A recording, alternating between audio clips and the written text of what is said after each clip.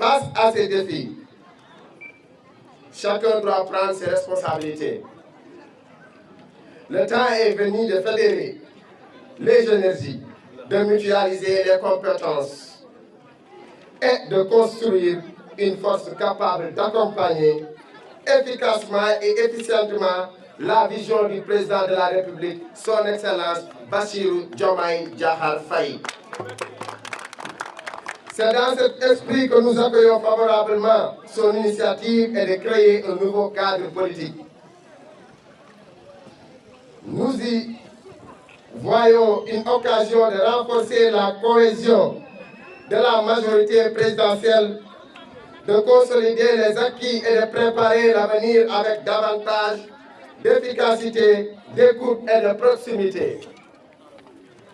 L'Union pour la prospérité nationale adhère à cette dynamique.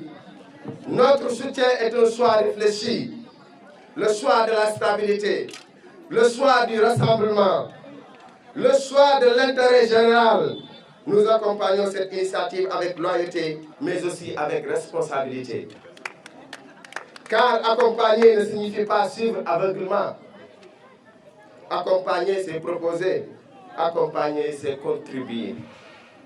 Accompagner, c'est enrichir la réflexion collective des idées et des compétences et une présence permanente auprès des populations.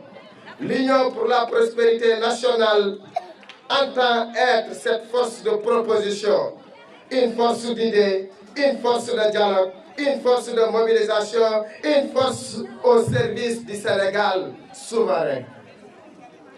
Mesdames et messieurs, notre engagement national ne nous éloigne pas de nos premières responsabilités, défendre les intérêts de notre terroir.